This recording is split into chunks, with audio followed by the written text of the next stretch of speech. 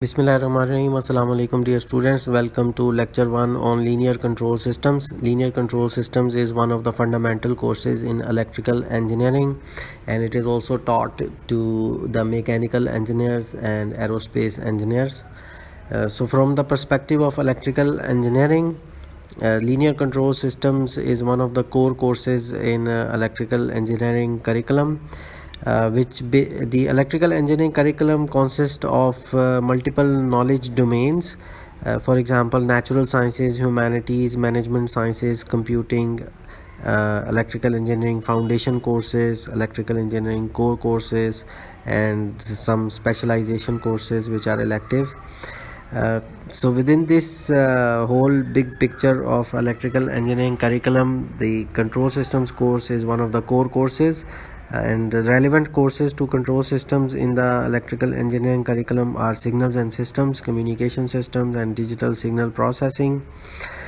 Similarly, electrical machines is one of the courses that is important because practically the control systems in real life are applied using many control systems in real life are applied using electrical machines, and electrical machines work on the principles of electromagnetics, so electromagnetics is also very important.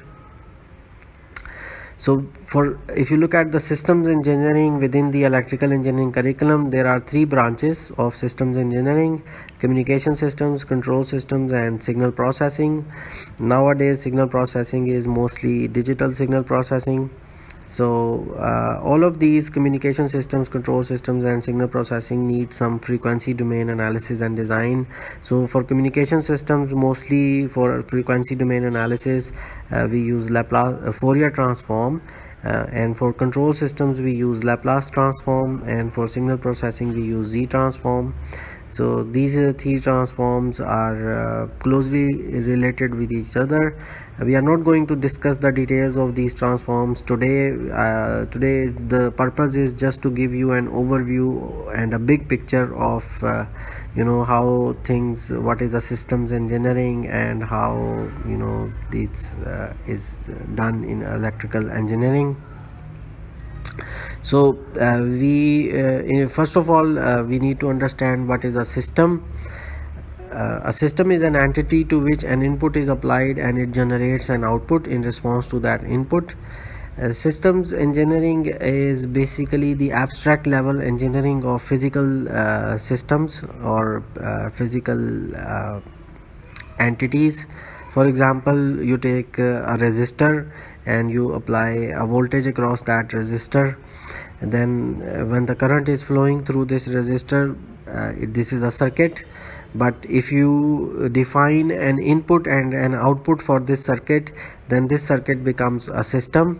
So in order for anything to become a system, all you need to do is define an input and define an output, and you have a system. So a simple resistor can be a system, and a complicated aeroplane or a satellite or a self-driving car or a humanoid robot, all of these could be a system. So system can be very complicated or a very simple one, but it has to satisfy the definition that it must have at least one input and at least one output. And input is usually defined in such a way that this input is in our control, and we can apply the input to the system.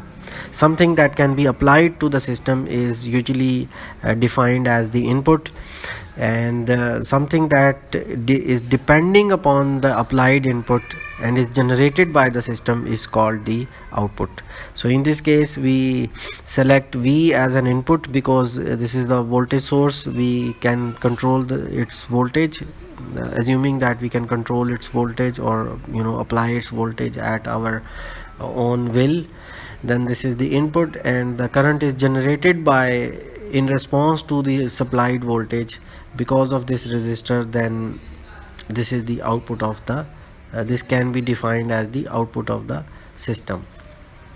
Similarly, for the same physical circuit, you could define the voltage as the input, and in response to the voltage the temperature of the resistor can be defined as the output, but that would not really make sense for electrical engineers. or maybe it will in some cases if you're doing some thermal analysis of the circuits. But systems theory has many possibilities, and within those possibilities are the possibilities that are covered by electrical engineering or mechanical or aerospace engineering as well. So what is a linear system? Because this linear control systems course will mostly be dealing with the linear systems, therefore we need to know what a linear system is. A linear system is a system that basically satisfies two properties. First property is the property of additivity. So additivity requires that if you have a system and if you apply an input u1 to that system, it generates an output y1, and if you apply an input u2 to the same system, it generates the output y2.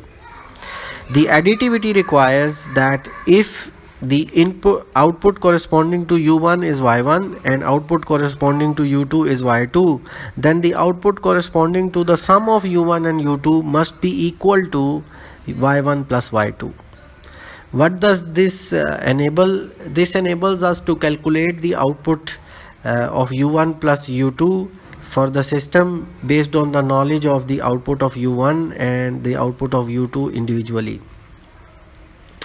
Similarly, the second property that a linear system must satisfy is homogeneity. That means that if the input is multiplied by a constant factor alpha, then the output generated by the system must also be multiplied by the same constant factor alpha.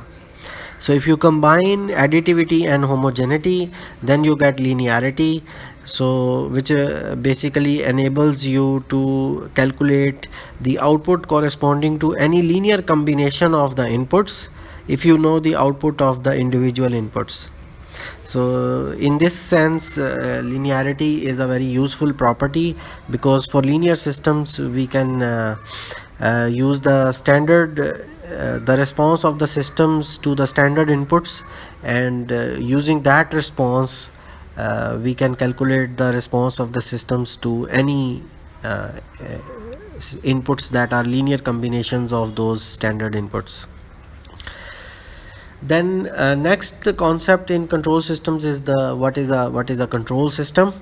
So we know the definition of a system. A control system in its essence is a system that is composed of at least two systems. One of those systems would be control and the other system would be plant.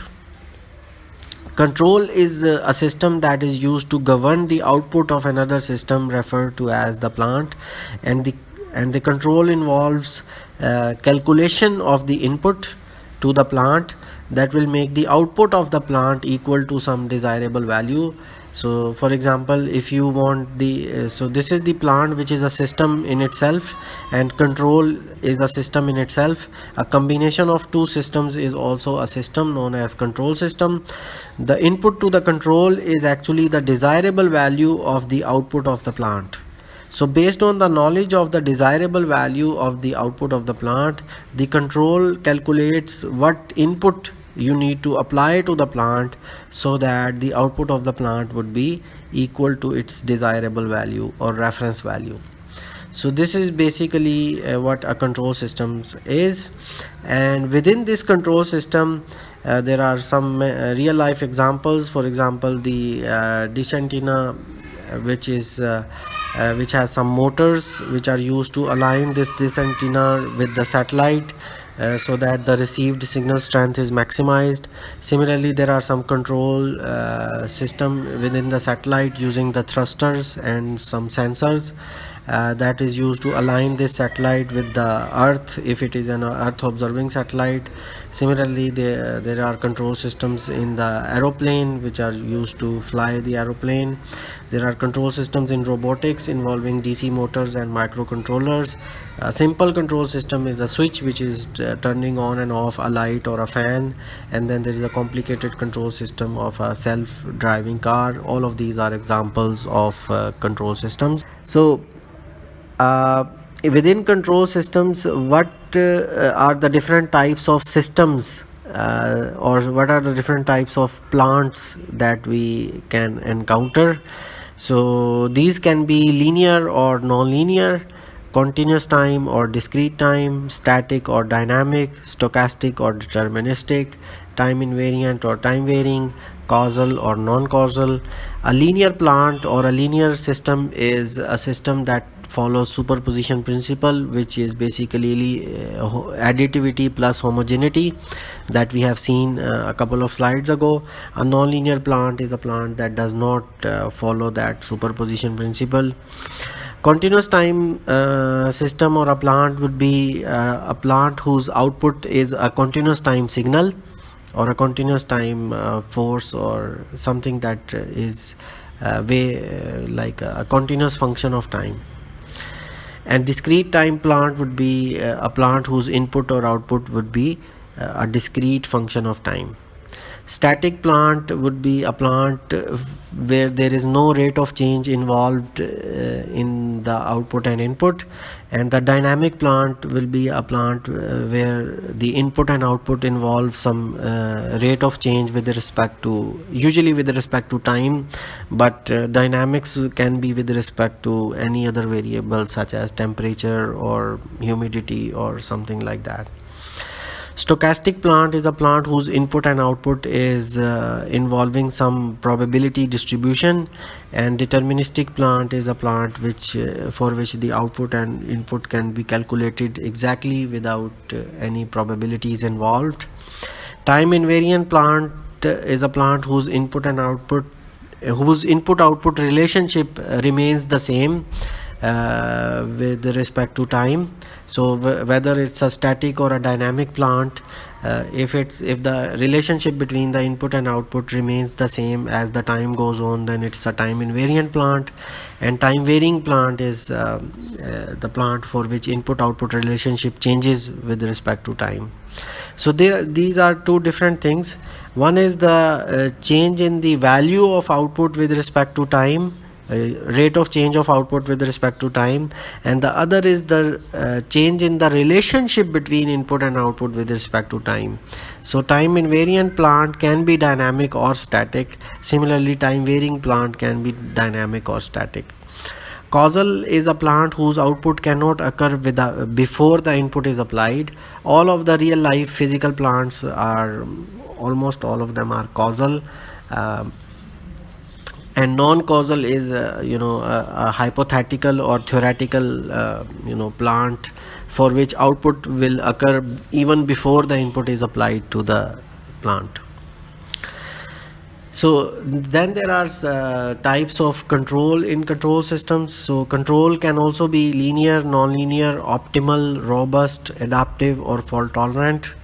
Linear control is a control that follows superposition principle, as we have discussed in a few slides back. Non-linear would be a control that does not follow superposition principle. Optimal control is a control scheme that is optimizing the control effort with respect to certain optimality criteria. Optimality criteria could be minimization of energy consumption or minimization of time consumption or something, or maybe a combination of the both. Robust control is a control that works well even without the perfect knowledge of the plant dynamics or the knowledge of how plant generates the output in response to different inputs.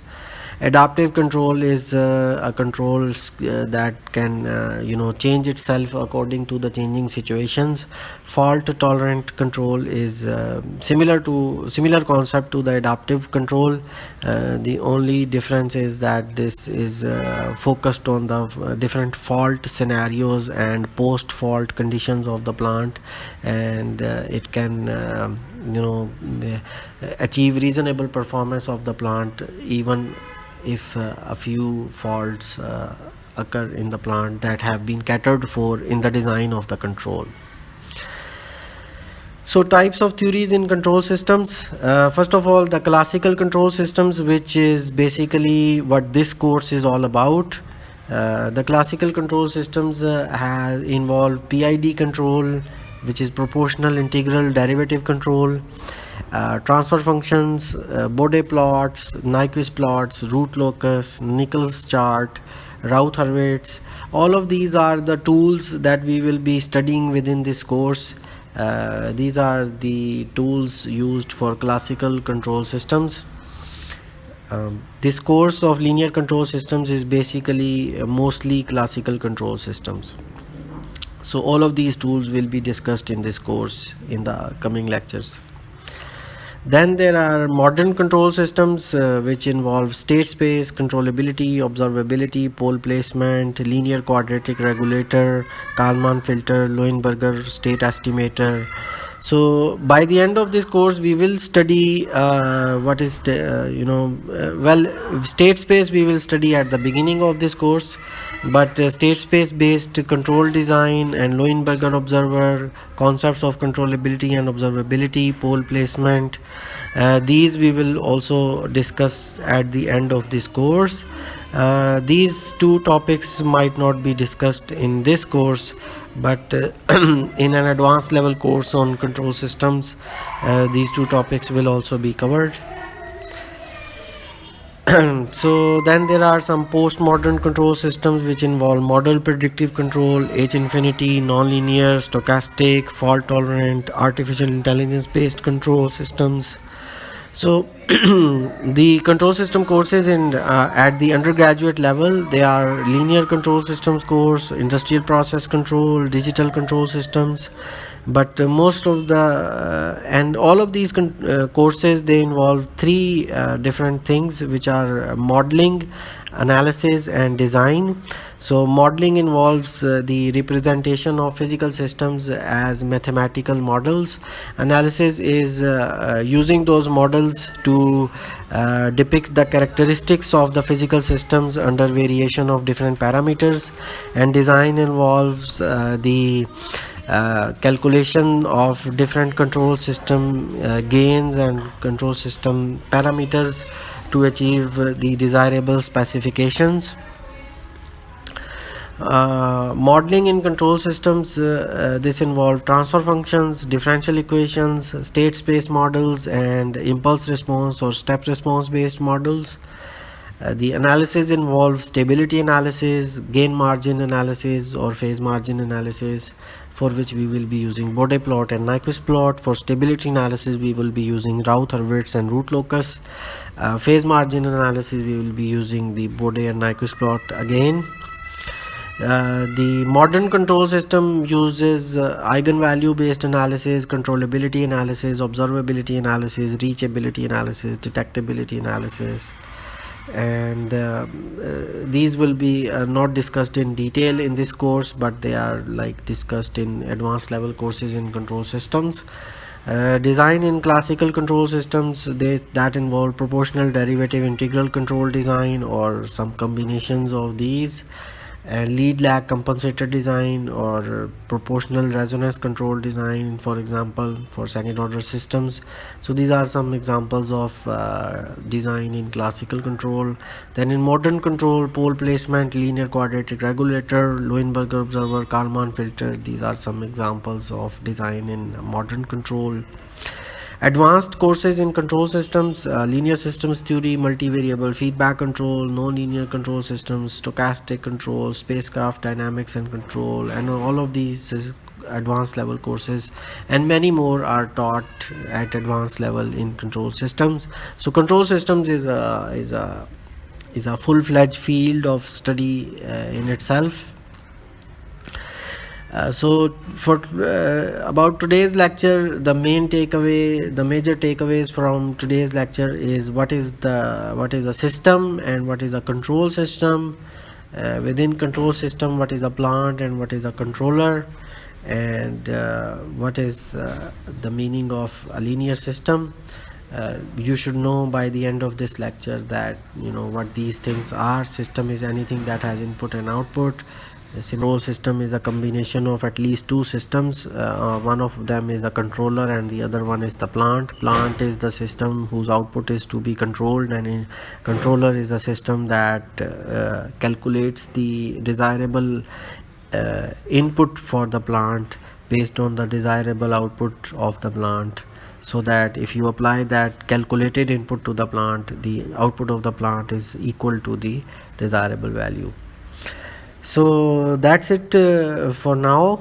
So this lecture was just an introduction to what's coming, and mainly this course is going to be a linear control systems course.